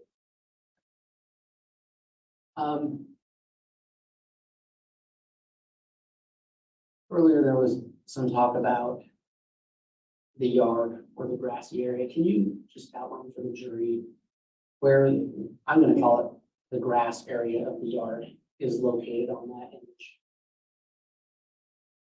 The grass area is right through here. And is that a driveway behind the house as well? Yes, there's a driveway here. And to the just east of that, what is that? Is that grass as well? There was grass here. There's a little shop area. There's a shed here. And then this is, I guess you would call it pasture area. Did you observe any livestock there? No, Detective, you testified, if you can show again where Mr. Daybell was and where you were in relation to him when he went outside to make a phone call. so Mr. Daybell was sitting in a vehicle fairly close to this location. He was sitting in the driver's seat. He was backed in. I was standing here just observing Mr. Daybell make the phone call. And did you observe his behavior while he was making that phone call? I did. What was the nature of his behavior? What was he doing? Initially, he was just on the phone, and I was watching him. But as the call progressed, he had the phone in his right hand and was intently looking over his right shoulder. And so I found it odd. I wanted to see what he was looking at. So I maneuvered myself to see what he was so intently looking at. And when you did that, did you attempt to orient yourself so that you would be looking in the same direction you perceived him looking at? That's correct. What did you see when you did that? So with the vehicle backed up here, he was looking over his right shoulder in this direction. I stood over here, kind of in front towards the roadway to see exactly what he was looking at. And when I looked that way, I saw this area, this pond area. Now, let's look at that pond real quick. If you can just kind of run the pointer around it so the jury's sure where it is. Right here. And There's a tree right here thank you. and then a pond. And when, at the time, you noticed Mr. Daybell looking over there, was there any activity going on over there? There was, so like I testified, we got there about 7 o'clock. When we made contact with Mr. Daybell and the scene was secure, we radioed for the other units that were staged about 1.5 miles down the road that they can come start marking things off in the search warrant. So as time passed, Mr. Daybell was reading the warrant on his recliner. While he was doing that, there were ERT members and other officers that started marking off different sections in the backyard that we wanted to search. Now, Detective, just for clarity of the record and for the jury, I believe you defined ERT earlier, but can you tell the jury again what ERT is? Evidence recovery team And who are they associated with? with the FBI. Now, Detective, were you the lead of executing the search warrant that day? I wasn't in charge of the search warrant.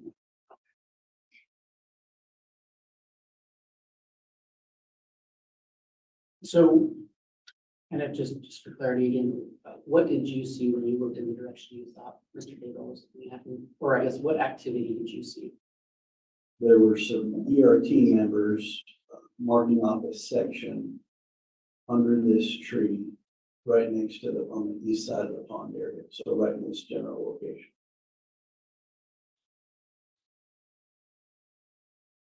What did you do next? In your part of the search that day? I was tasked with going into the backyard and sifting through what we determined was a fire pit. Can you show the jury on that map or on that picture where the fire pit is located?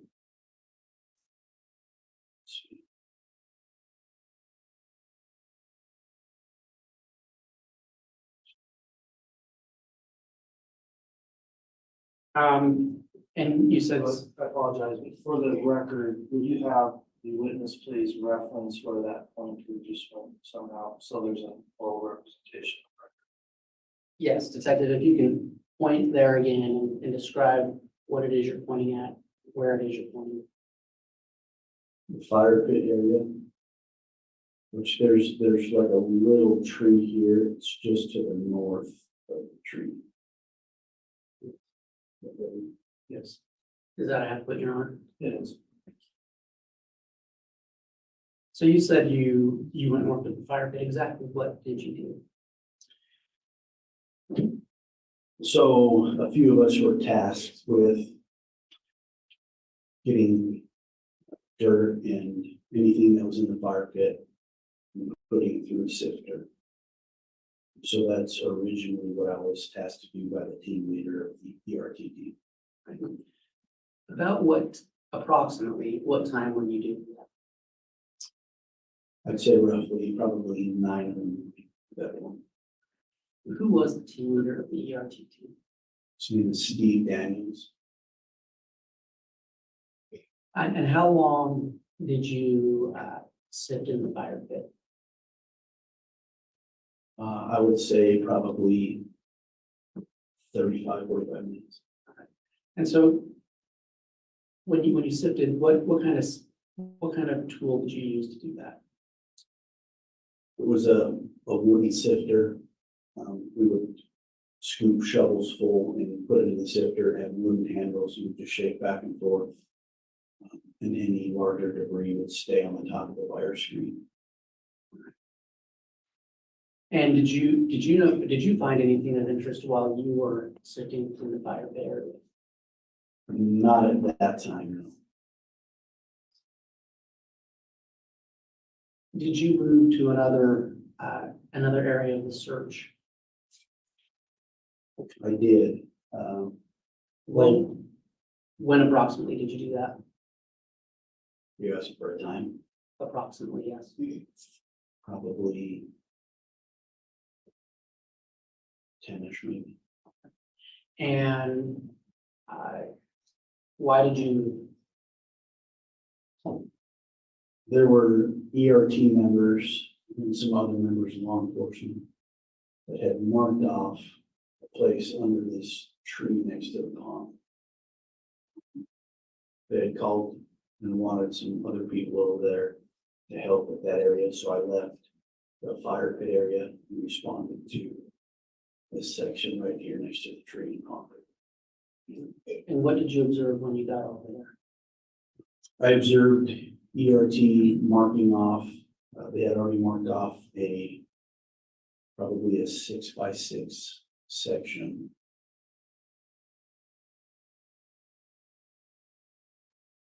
The best way I can describe it is there was taller shrubs. In the middle of the 6x6 section, it looked like there was just a little bit of grass, probably the length of sod, and some dirt protruding through the grass, but there were no taller shrubs like on the outside of the section. What happened next? the ERT team began excavating that site. They removed a top layer of soil, took off the shrub and the top level of dirt. And what did you see under that? At that point, you could see what appeared to be 3 large white rocks.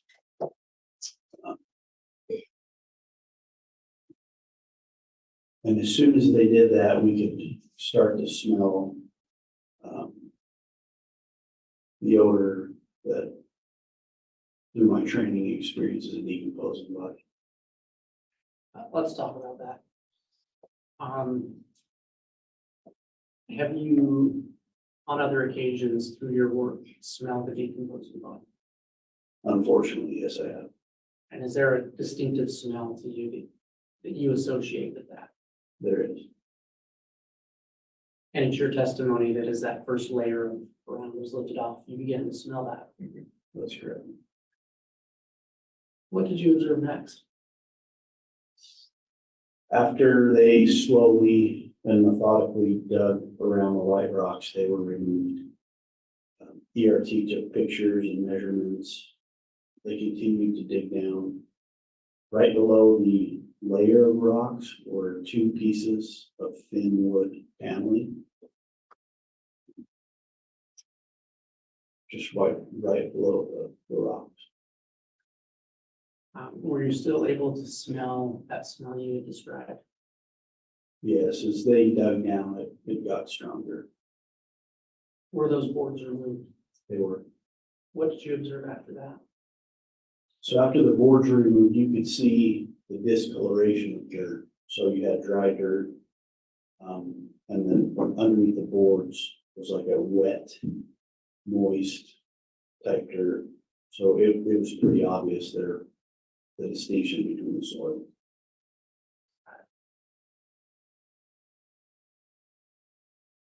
Then what happened? They continued to brush away the wet soil. And at that point, you could start to see a black round object start to protrude through the dirt. And describe that object as about what size was it? Initially, it just looked like a littler black round object. They dug down further carefully and it appeared to take shape of the crown of a human head.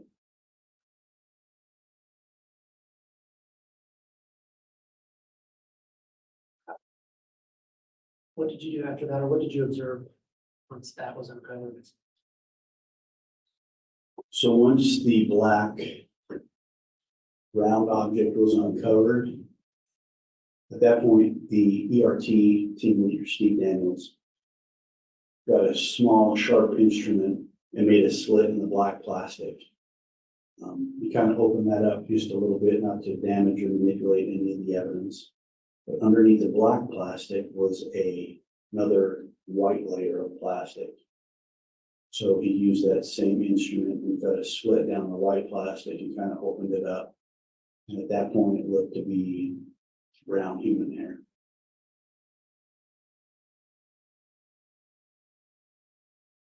After that was discovered, what happened next? As soon as that was discovered, we received information on the radio that the defendant, Daybell, was leaving his daughter's residence, which was catty corner to his residence, at a high rate of speed.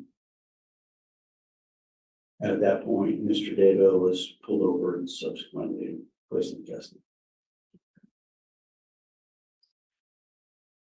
Did you go back to the site where what appeared to be a human head was located? I did. When I got back to what we ended up calling burial site, they continued to excavate around that black plastic.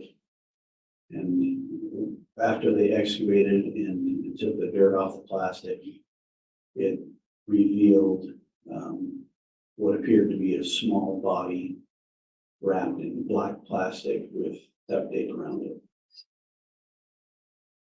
Thank you. Your Honor, I know the time.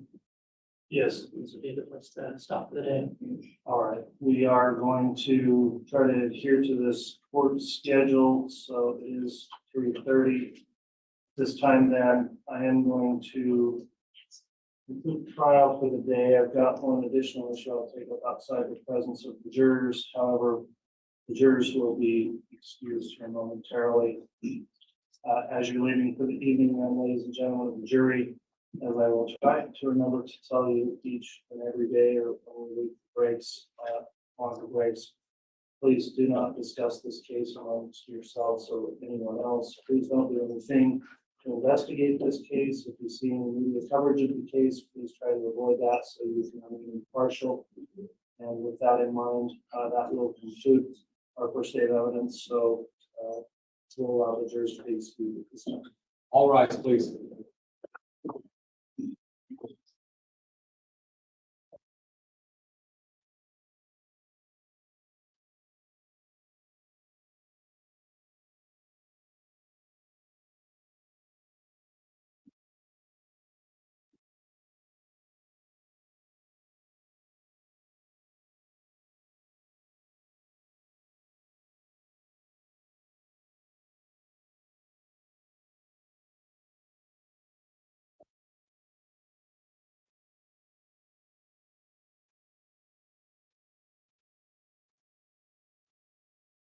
Thank you. Please be seated.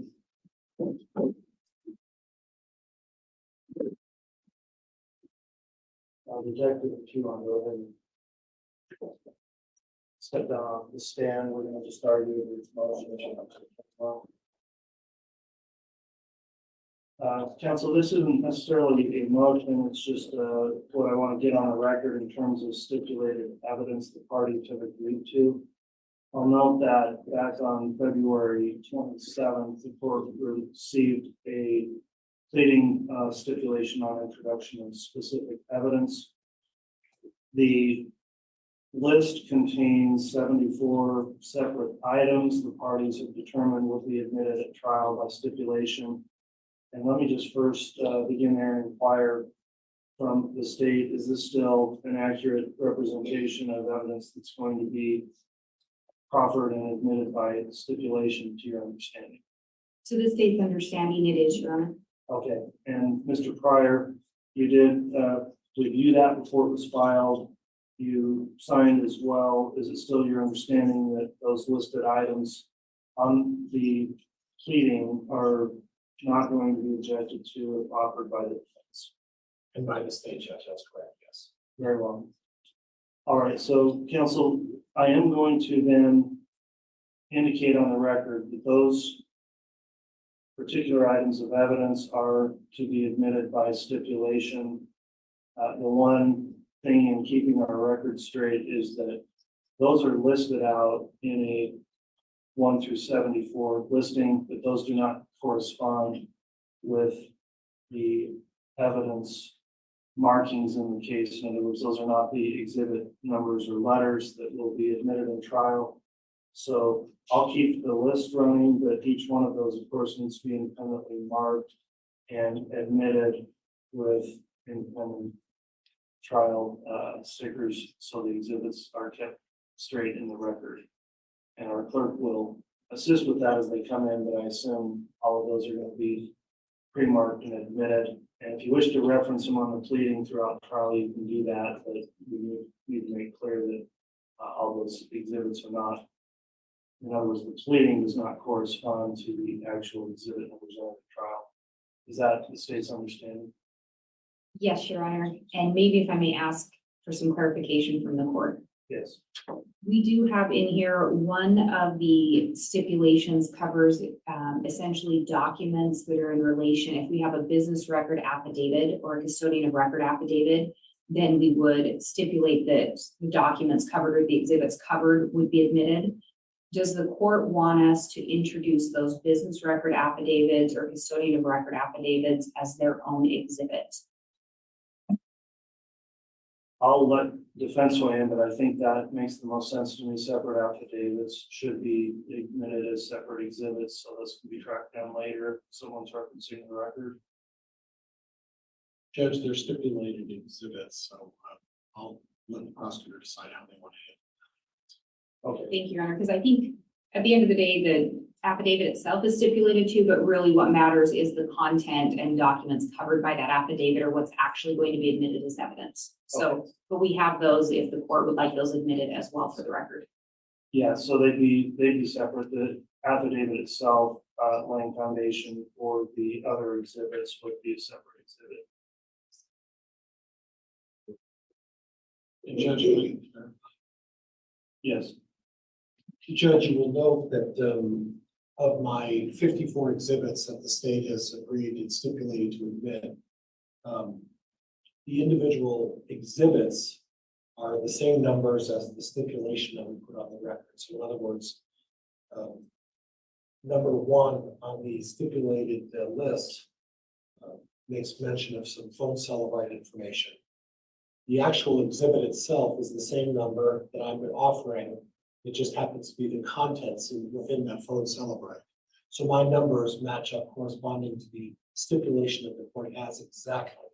And I did that for ease of convenience for everyone, Judge. okay, and if they do match, we'll just reference that. If they don't, I guess the point is, the stipulation itself is not any kind of controlling document as to what the exhibits actually will be marked as in the record. So we'll mark each one as it comes in on the record and make clear that this is simply a reference, basically. If they correspond, they do. If not, clarify that, and it should be admitted in terms they're offered. Your evidence is introduced.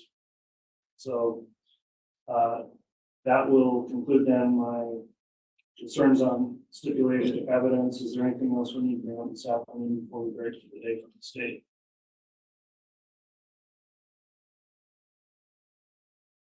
No, Your Honor, thank you. All right, anything further from the defense? Judge, just briefly, the state and I will meet about that issue that we had at the sidebar, just the last one, to discuss the parameters. Okay, I would suggest council will want to start with further testimony at 8:30. So if parties want to be available at 8 tomorrow morning, we can take up any matters outside the jury's presence before we get the jurors back in the court tomorrow morning. So that'll be our schedule for tomorrow. Okay, thanks everyone in attendance today for complying with the court's conduct order. You can be excused and we'll complete our day. Thank you. All rise, please. Folks, make sure you take all your things with you.